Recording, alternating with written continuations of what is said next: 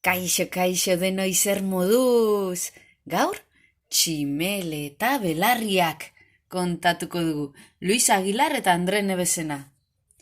Nere gustorako ipuin zoragarria. Ea zer iruditze zaizuen zuei.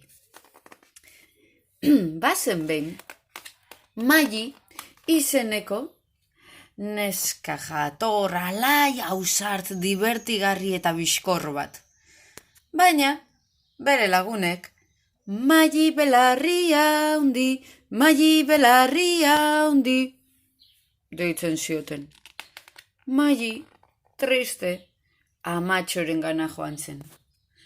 Amatxo, zuk uste duzu belarria hundi eta zabalak ditu dela? Ez, maitia, zuk tximele eta belarriak dituzu.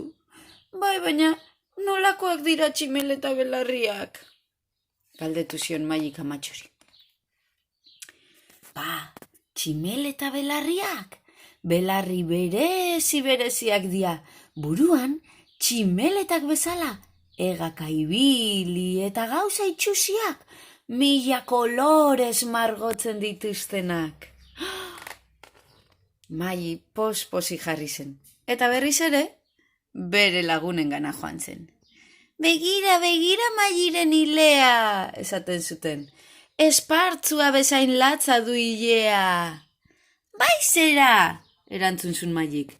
Belarra moztu berria bezalakoa da nire hilea. Ha, baina begiratu Magiren soinekoa, mai zapi bat daramala jantzita dirudi. Baizea, erantzun zuen orduan Magik. Soineko kuadroduna daramat, xakian jokatzeko onena.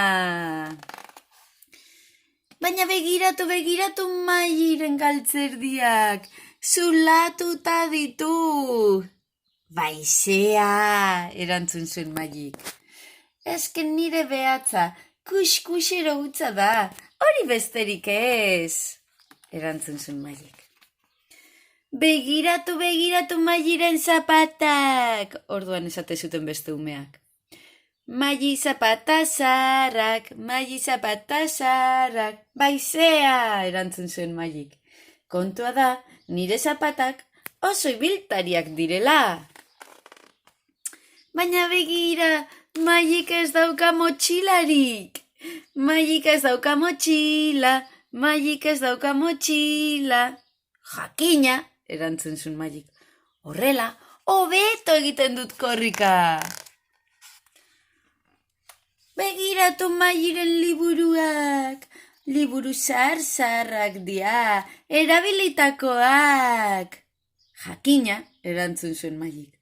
Horrela, milaka eskuk lastandu dituzte. Magiren tripek soinua egiten dute. Magi tripa hotza. Baizea, erantzun zuen Magik. Kontua da, nire tripa barruan orkesta bat dudala. Eta Magiren hankak luxe eta meak dira. Magi hankame. Baizea, erantzun zuen Magik. Hanka puntetan jartzen naizenean, ilargia ere bezarkatzen dut. Magik belarri zabalak ditu. Belarri zabal eta hundiak. Eta orain zer esan behar diguzu, Magi? Tximele eta belarriak dituzula? Ez? Belarri haundi eta zabalak dira. Bai, baina badakiz eze? Niri 5 axola. Eta hala bazan, edo ez bazan, zar dadila kalabazan, eta atera dadila Zumaiako plazan. Ondo pasa!